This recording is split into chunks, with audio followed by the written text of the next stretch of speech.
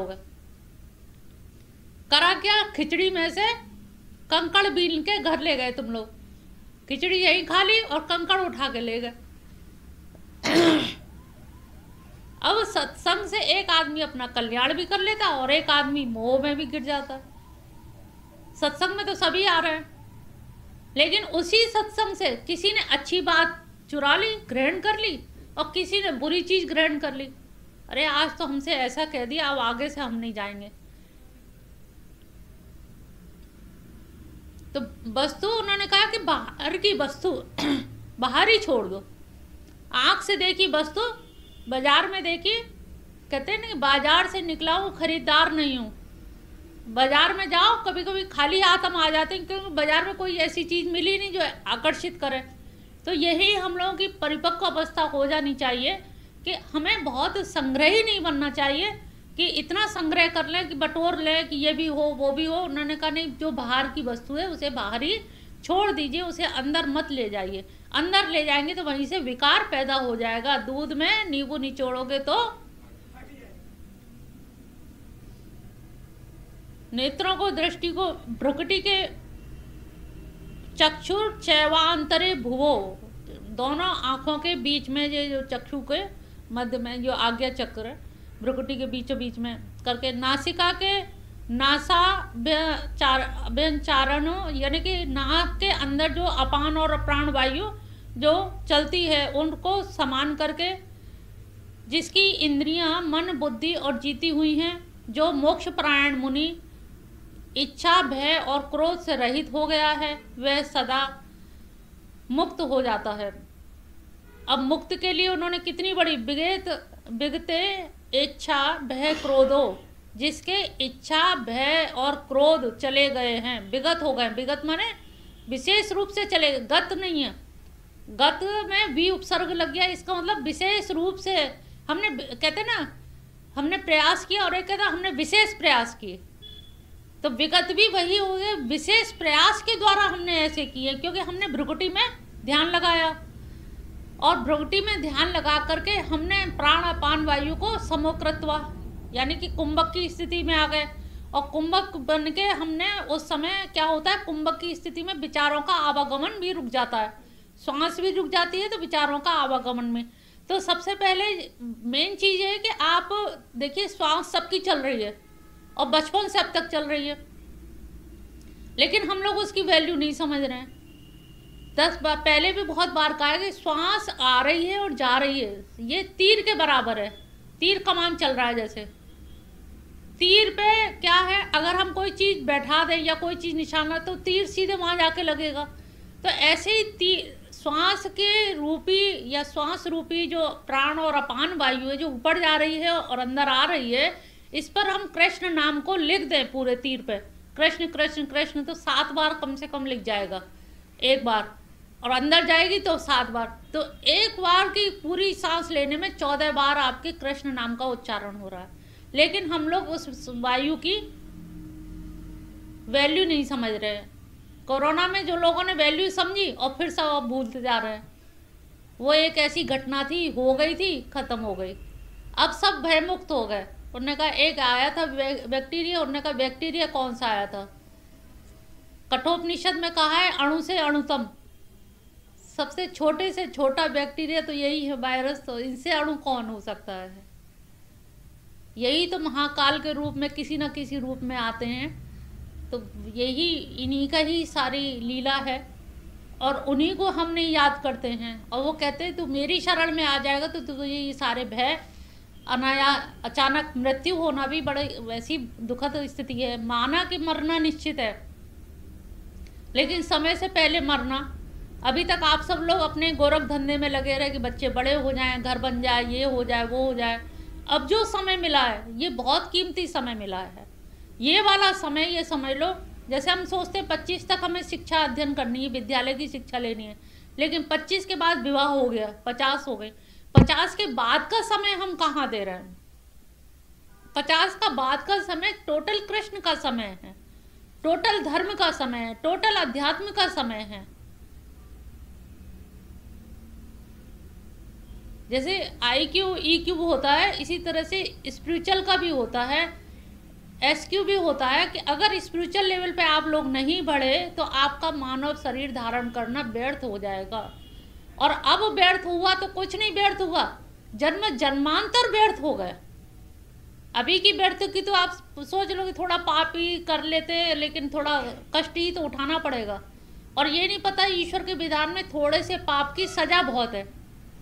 जैसे पंचम स्कंद में देखने को मिलता है, भागवत में जो नरकों का वर्णन है उसे जरूर पढ़ा करें। भागवत में सब लोग इधर उधर की कथा कहानी लीलाएं बता देते हैं, लीलाओं के साथ साथ मनुष्य को जो नरक की जो स्थिति है वो जरूर बतानी चाहिए कि आपकी छोटी सी भी, अगर आप कुदृष्टि से किसी को देख रहे हैं या किसी के धन को देख रहे हैं या किसी का हरण कर रहे हैं, छोटी छोटी गलतियों की भी कितनी बड़ी बड़ी सजा है, बहुत भयंकर कष्ट मिलते हैं, लेकिन वो कष्ट सामने नहीं हो रहे हैं, दिख नहीं रहे।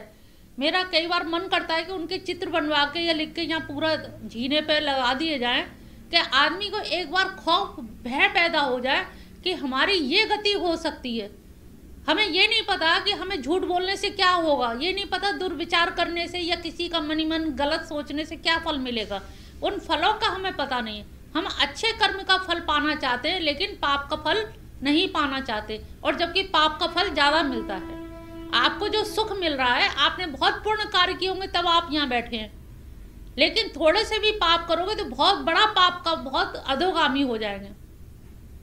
इतनी कष्टकारी जीवन हो जाएगा जिसकी तुम लोगों ने उम्मीद नहीं की। तुम कहोगे हमने तो पाप जरा सा जरूर किया, एक बार जरा झूठ क्या बोल दिया, तो एक बार जो झूठ बोल दिया उससे तो पूरा ट्रैक चेंज हो गया।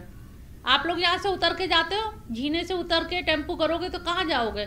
दाएं हाथ की तरफ टेम्पू कर लिया तो कहाँ पहुँच जाओगे, और बाएं की तरफ किया तो पैर तो आपके यहीं से निकलेगा। पहला कदम दाएं रखो चाहे बाएं रखो, तो पहला कदम बहुत इंपॉर्टेंट होता है। पहला कदम एक कदम है लेकिन है इंपॉर्टेंट, क्योंकि उसने दिशा निर्धारित कर दी।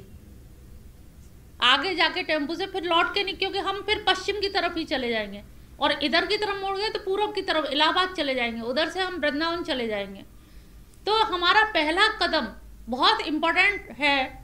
ऐसे ही पहला छोटी सी भी मिस्टेक और छोटा सा भी पुण्य बहुत इम्पोर्टेंट होता है, तो आपकी दिशा निर्धारण हो जाती है। तो हमें ये मत सोचो कि थोड़ा सा ही है, लेकिन थोड़ा सा भी बहुत हो जाता है, ये ध्यान रखिए। और अब जो उम्र रह गई है शेष, ये बार बार विचार करें, डेली विचार करें, सो के उठ के पहला विचार यही करें कि अब जो समय वो केवल माधव के लिए है, अब जो समय है भगवान के लिए है, ईश्वर चिंतन के लिए। बस ये ध्यान एक बार कर लो, सुबह सुबह उठ के दिन भर फिर आपकी प्रक्रिया वैसी ही चलती रहेगी। अजपा जब भी चलता रहेगा, काम भी करते चलो, कपड़े धो रहे हो, बर्तन दूध का भगोना मांज रहे हो, कृष्ण कृष्ण कहते जाओ, आराम से बर्तन मच जाएंगे, आराम से झाड़ू पोछा हो जाएगा। लेकिन नाम ना छूटे, काम करते चलो, नाम रटते चलो, अपनी मुक्ति का मार्ग बनाते चलो। तो बहुत आसान है, देखा जाए तो कुछ कठिन भी नहीं है, और घर में रह के ही काम हो रहा है, काम रोज कर रहे हैं, यही कर्म योग है। इसी को कर्म योग भगवान कहते हैं कि कर्म से ध्यान जोड़ दिया उन्होंने। अभी तक जो कर्म कर रहे थे बस ऐसे ही किए जा रहे थे, अब जब ध्यान पूर्वक करने लगे तो ध्यान कृष्ण के पास चला गया, उनका नाम ले रहे हैं और काम भी हो रहा है, तो उस काम में आनंद भी हो रहा है। काम से पलायन भी नहीं है कि जो फजीते हो, और सारे काम घर गृहस्थी भी आराम से सब चल रहा है, सुखद स्थिति में चल रहा है, और कार्यों में और ज़्यादा निपुणता आ जाएगी, क्योंकि भगवान खुद ही कह रहे हैं योगा कर्मसु कौशलम, करो काम तो कुशलता पूर्वक। वो भी तो हर काम में कितने प्रवीण थे, ऐसा तो नहीं कोई एक ही काम हो, उन्हें बस बांसुरी बजाना आता था, बस केवल रास रचाना आता था। ऐसा सुदर्शन चक्रधारी, किस तरह से उन्होंने, देखा जाए तो मतलब भीष्म पितामह ने जब प्रतिज्ञा करी तो वो सीन आंखों से हटता नहीं कि कैसे वो भागे हैं, कैसे दौड़े हैं, और उनकी दौड़ और उनका वो देख करके पृथ्वी भी हिलने लगी, तो अपना पीताम्बर पृथ्वी पर डाल दिया, और वो सुदर्शन चक्रधारी को देख करके भीष्म पितामह भी कह उठे कि अरे वाह कन्हैया, तुम्हारे इसी रूप को देखने के ही लिए मैंने बस इतना ये सब सरंजाम जुटाया कि तुम्हारी ये छवि देखने को मिल जाए। तुम्हारे हाथ में मैंने शस्त्र तो उठवा दिया। उन्होंने कहा मैं भक्त की तो लाज रखता हूँ, अगर भक्त ने कुछ संकल्प किया है तो मुझे पूरा तो वो करना ही पड़ता है। तो उनका जो भाव और जो उनकी स्थिति है, तो ऐसे कन्हैया को भी अगर हम याद ना करें, जो किसी चीज़ में, जहाँ गीता जैसा ग्रंथ अभी तक कोई भी उसका सानी नहीं रखता, कोई समकक्ष नहीं है। तो उसमें भी हमें सारी चीज़ उपलब्ध हैं। कर्महीन नर पावत नहीं, बस हम लोग कर्महीन ही हो जाते हैं कभी कभी कि सारी चीज़ उपलब्ध होते हुए भी हम उनका लाभ नहीं उठा पा रहे हैं। तो जो विषय हैं उनको बाहर के बाहर रहने दो। हम कहते हैं ना कोई बात है इसे यहीं छोड़ दो, लीव दिस टॉपिक, छोड़ दो यहीं पर। कह लें अरे छोड़ कैसे दें, ये तो मेन मेरे ईगो पे आ रहा है, मेरी मान सम्मान की बात है। फिर वही आ गया मेरा मान और सम्मान, इन्हीं सारी चीज जिस पे हम लोग झगड़ते हैं वही बात भगवान ने कही है। ये सोचो वो कितने बड़े मनोवैज्ञानिक थे कि इस कलयुग में हम लोग पैदा हुए हैं और कलयुग वालों के लिए भी उन्होंने ऐसी बात कह दी कि जिससे उनका भी जीवन सुखद हो सके। तो ये सब बातें हमारे अपनों के बीच की हैं, यहाँ कोई बहुत संन्यास की बात नहीं की है कि गेरुआ वस्त्र धारण करके जंगल में चले जाओ, एक पैर से खड़े होकर एक हाथ ऊपर करके ऐसे धूप को पान करें, गर्मी में धूप में अग्नि से घेर के। तो वो सारी चीज़ें जो पहले होती थी उन्होंने किसी चीज़ का वर्णन नहीं किया, सिर्फ ये कहा है काम क्रोध को जीत लो, और हम लोग उसी को नहीं जीत पा रहे। उन्होंने कहा बाहर जो तुम देख रहे हो ना, दो शरीर बना लो, एक बाहर का शरीर है जो व्यवहार जगत चलाता है और एक अंदर का शरीर है जहाँ केवल माधव बैठे हुए हैं ठसाठस कृष्ण के अलावा। क्योंकि हमें वहाँ गए हैं तो वहीं कैसे हो गए और घर लौट के फिर हम वहीं, जैसे इलास्टिक है, रबड़ को खींचो तो खिंचती जाएगी और जब छोड़ो तो वो वहीं की वहीं आ जाती है। तो इसी तरह से अपने मन को अगर हम कहीं गए हैं तब वहीं वैसे ही समायोजन करके फिर घर लौट आओ चतुर चितेरी की तरह। नहीं, हमें उन विषयों को लाना नहीं है, घर तक नहीं लाना है। हम जैसे कहते हैं ना अरे मंदिर है यहाँ तो ऐसा मत कहो, यहाँ ऐसा मत बोलो, तो ऐसे ही हमें सोचना चाहिए कि घर एक मंदिर है और घर एक मंदिर है, उसमें भी हमें इन सब चीज़ों को नहीं लेके आना है। बाहर की वस्तु आंखों से जो देखा उसको वहीं की वहीं छोड़ दें, कानों से जो सुना हमारी अपनी बुराई है तो समझ लो ये तो पूर्ण बढ़ा रहा है व्यक्ति, कितना हो भागे, ये हमारा शत्रु कैसे परम मित्र हो सकता है जो हमें पूर्ण दे रहा है और जो तुम्हें सम्मान दे रहा है, तो ये सोचो वो तो तुम्हारा कहीं ना कहीं पूर्ण ले रहा है। तो हम उससे घृणा क्यों करते हैं? आखिर ये घृणा क्यों? क्योंकि हम सही मर्म को पकड़ नहीं पाते। आज देखो सुन तो रहे हैं लेकिन पकड़ नहीं पाएंगे। अभी 4 दिन बाद कोई बुराई करेगा तो जरूर उद्विग्नता हो जाएगी, अरे उसने ऐसा ऐसा कहा हमने सुना। अरे आपको खुश हो के कोई ऐसा मुझे दिखा दे, खुश हो के कोई बुराई करे, आपस में ही तुम एक दूसरे की बुराई करके और सहनशीलता बढ़ाओ कि जिससे ये परिपक्वता आ जाए कि हम बाहर के जगत में भी इस तरह का व्यवहार कर सकें। तो ये अगर आपको रियाज इसकी होती रहेगी तो निश्चित जानिए आप बाहर के जगत में भी मैच्योर हो जाएंगे, परिपक्व हो जाएंगे। तो हम बाहर के बाहर विषयों से उनको वहीं की वहीं विदा कर दें और अंदर ना लेकर के आए, चाहे नेत्रों से ग्रहण करें या जो भी है, सारी चीज़ों को जितने भी रूप रस गंध स्पर्श है ले और उनको वहीं की वहीं त्यागें। और ये कागज आपको एक बनाना पड़ेगा घेरा कि अंदर मेरा जो घेरा है इसमें कोई भी एंट्री नहीं करेगा, कृष्ण के अलावा उसमें कोई और द्वितीय नास्ति, कोई दूसरा पुरुष, कोई दूसरा प्रेम, दूसरे का भाव भक्ति उसमें प्रवेश, केवल एक ही प्रेम गली अति जामे वही होना है। बस ये करना है, इतना से ही कर लो। सब तो तुम लोग जानते हो, सब जानते हो, कोई जानने का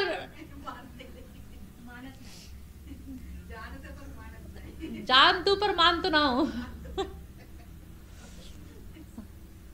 तो तुम लोग इतनी सकरी गली है, इतनी सकरी गली में घिचपिच क्यों मचाए हो? गली गलियारे में इतनी घिचपिच मत मचाओ। एक हमारे यहाँ गायक आया था, उसने एक भजन गाया था, लड़ुआ लुढ़क रहे गलियारे में तू खाए ले चतुर सहेली। इसका भाव बड़ा अच्छा मुझे मतलब लगा, और उसका जो भी भाव हो जिससे भी गाया, तो ये जो शब्दों के हम लड़ुआ लुढ़का रहे हैं ना, ये लड़ुआ ही है। और दो हाथ उठा उठा के खाए ले चतुर सहेली। अगर तुम चतुर हो, होशियार हो, तो ये लड़ुआ खा लो। लड़ुआ खा लो, एक तो पेट भरेगा, मन तृप्त होगा और यहाँ के आस्था बढ़ेगी और दोबारा आओगे। तो इतना अच्छा लगा ये भजन, उसने बहुत ही अच्छा गाया और धुन बड़ी अच्छी थी उसकी। तो धुन से उसने गाया तो बड़ा अच्छा लगा कि वास्तव में लड़ुआ लुढ़क रहे हैं, लेकिन वही है ना कि कर्महीन नर पावत नहीं। तो हम लोग उन लड़ुओं को भी लुढ़कता देखते हैं लेकिन पकड़ते नहीं हैं। तो शब्दों को पकड़ ले तो एक एक शब्द भी हमारे लिए बहुत ऐसी काम क्रोध की मारक क्षमता रखता है कि ना क्रोध आए और ना बुराई सुन के मन उद्विग्न हो। ये हमें थोड़ा सा ध्यान रखें और सजग रहें। सजग प्रहरी की तरह से करेंगे तो निश्चित हमारा कल्याण होगा। भोक्तारं यज्ञ तपसां सर्वलोक महेश्वरं स्वहृदयं सर्वभूतानां ज्ञात्वा मां शांतिं रक्षति। अब यहाँ पर धीरे धीरे भगवान जी अर्जुन को अपनी ओर खींच के ला रहे हैं। भोक्तारम यज्ञ तपसा, देख अर्जुन, जितने भी ये यज्ञ हैं, तपस्वियों का जो तप है, इनका सबका भोक्ता तो मैं ही हूँ। ये किसके लिए तप कर रहे हैं, किसके लिए यज्ञ कर रहे हैं? सब मेरे ही लिए कर रहे हैं। लेकिन इनको क्या लगता है हम अपनी कामना के लिए कर रहे हैं। तो लेकिन कामना जिस देवता से पूरी कर रहे हैं, उन देवता को भी तो सामर्थ्य मैंने ही दी है ना। देवताओं में वरदान देने की, आशीष पूरी करने की, मनोकामना पूर्ण करने की शक्ति तो मैं ही देने वाला हूँ ना। मैंने ही तो दी है ना। तो भोक्ता तो अंततोगत्वा कौन हुआ? उन देवताओं के माध्यम से भी भोक्ता तो मैं ही हूँ। तो अब वैसे अर्जुन से भगवान शुरू में कहते कि देख मैं ही सबका भोक्ता हूँ, मैं ही करता हूँ। तो कहते कि जब तुम ही हो तो फिर तुम ही युद्ध कर लो। एक जगह कहा भी है कि प्रभु तुमने तो मधुसूदन हो, अरिसूदन हो, तुम्हें तो शत्रु मारने का बड़ा अभ्यास है, तुम अपने पराये की क्या तुम मर्म जानो। अब अर्जुन से ये पूछो, क्या कंस उनका मामा नहीं था? अपने को मारा है कि नहीं मारा? तो उन पे कौन आक्षेप उठा सकता है? अर्जुन इतनी जिद्दियाई ले रहा है उनके सामने, भाई उनका पूरा जीवन चरित्र देखो तो किसी बात में उन्हें हरा नहीं सकते। तो वो मधुसूदन कहलाए तो ऐसे ही नहीं कहलाए, जनार्दन कहलाए तो ऐसे ही नहीं कहलाए। तो उन्होंने हर चीज को प्रमाणित भी किया है। तो यहाँ पर भगवान धीरे से अचक से लेके आ रहे हैं कि अब वो मेरे ईश्वरत्व को समझ पाएगा। कम से कम इसकी बुद्धि अभी तो ये हुई है कि हाँ ये ज्ञान या सन्यास क्या है, दोनों में से कौन सा अच्छा है, कर्मयोग ठीक है। आप तो कभी किसी की तारीफ करते हैं कभी किसी की। तो मुझे कम से कम एक निश्चित यश श्रेय, जो निश्चित हो, जो श्रेयस करो वही मुझे बताइए। तो वो मधुसूदन कहलाए तो ऐसे ही नहीं कहलाए, जनार्दन कहलाए तो ऐसे ही नहीं कहलाए। तो उन्होंने हर चीज को प्रमाणित भी किया है। तो यहाँ पर भगवान धीरे से अचक से लेके आ रहे हैं कि अब वो मेरे ईश्वरत्व को समझ पाएगा। कम से कम इसकी बुद्धि अभी तो ये हुई है कि हाँ ये ज्ञान या सन्यास क्या है, दोनों में से कौन सा अच्छा है, कर्मयोग ठीक है। आप तो कभी किसी की तारीफ करते हैं कभी किसी की। तो मुझे कम से कम एक निश्चित यश श्रेय, जो निश्चित हो, जो श्रेयस करो वही मुझे बताइए। तो भगवान श्रेयस करके लिए ही लेकर के आ रहे हैं। भोक्तारम यज्ञ तपसा, मुझको ही सब यज्ञ और तपों का भोगने वाला, संपूर्ण लोकों के ईश्वरों का भी ईश्वर। अब सर्वलोक महेश्वर मतलब ईश्वरों का भी, जो हमने बहुत सारे जो भगवान 36 कोटि के देवता बना रखे हैं, तो सारे ईश्वरों का भी ईश्वर। कृष्णो ब्रह्म शाश्वतम, यानी कि कृष्ण निर्गुण निराकार भी है, सगुण साकार भी हैं। भागवत में एक जगह सबसे पहले वाले उसमें आया परमात्मिति, परमात्मा भी है यानी कि सर्वव्यापक है। भगवानिति, भक्तों के वो भगवान भी हैं। ब्रह्मेति, वो ब्रह्म भी है। तो आत्मा भी वो के परमात्मा आत्मा रूप से है। परमात्मा इस जगत में व्याप्त हैं और ब्रह्म जो है इन सबके नियंता। तो वो भगवान भी जिनकी हम पूजा कर, अब परमात्मा की तो हम पूजा नहीं कर सकते, ना ब्रह्म की पूजा कर सकते, तो वो भक्तों के लिए क्या बन गए? भगवान बन गए, जिससे भक्त भावों को चढ़ा सके, भावों को समर्पित कर सके। तो भक्तों के वो भगवान हो गए, परमात्मा हो गए और ब्रह्मेति। तो ये इतने स्वरूपों में हम देख रहे हैं कि जितने भी देवी देवता हैं, जितने भी ईश्वर हैं, जिनकी भी हम पूजा उपासना करते हैं, ये सब के अधिष्ठाता भगवान ही हैं। योर बैकुंठे चतुर्बाहु भगवान सा ए बिहारी भू नंदन। तो जो बैकुंठ में विराजमान हैं, क्षीर सागर में जो है, इन सबको देखते हुए जो वृंदावन के बिहारी हैं, ये सब एक ही हैं, वो कोई अलग अलग नहीं हैं। उनके रूप अलग अलग हैं, लेकिन सबके अधिष्ठाता उन्होंने स्पष्ट बताया। शुरू में भी कहा ये प्रकृति मेरे अधीन है, माया मेरे अधीन है, सब कुछ उनके अधीन है। तो ये प्रश्न उठता है कि वो हैं कहाँ? तो वो इन सब से अधीन करते हुए भी इन सब से फिर भी परे हैं, निर्लिप्त हैं, निरअवय हैं, निर्विशेष हैं, निरंकार हैं, निरहम हैं। तो ये परिभाषा, उनके विशेषण सुन के लगता है कि वो वास्तव में इन सब के अधिष्ठाता हैं। और वही बात उन्होंने कहा, भोक्तारम यज्ञ तपसा सर्वलोक महेश्वर। मैं सारे प्राणियों का सुहृदय, यानी कि उनका एक मित्र, एक होता है हितैषी, ऐसा हितैषी जो आपसे उपकार की अपेक्षा नहीं करता, कि आपसे बदले में ये वो एक तरफा ही प्रेम करता है, एक तरह से आप करो या ना करो। और बाकी के व्यवहार में क्या होता है? अनकंडीशनल। और हम लोग क्या कंडीशन रख देते हैं कि पता नहीं वो करते हैं कि नहीं, पता नहीं वो उनकी तरफ से है कि नहीं। उन्होंने कहा मुझे चिंता नहीं है कि उनकी तरफ से है कि नहीं, हमारी तरफ से है। हमारी तरफ से सतत धारा उसकी करुणा की बह रही है। ये करुणा से उत्पन्न होती है कि हमें किसी तरह से, मानवता से, करुणा से, कि हमें भला करना है, हमारा भला करने से कुछ हो रहा है या हमें उसका हित करना है। हित करना उनका स्वभाव है, एक तरह से ये समझ लो, कारण स्वभाव है, कारण रूप है। तो यहाँ पर उन्होंने कहा कि ये, और इसीलिए भगवान का एक शब्द आता है, अक्सर आता है, हाँ, अहेतुक। अहेतुक कृपा है, जीव को उत्पन्न करने में अहेतुक कृपा है। उन्होंने कोई हेतु, किसी कारण से नहीं उन्होंने किया।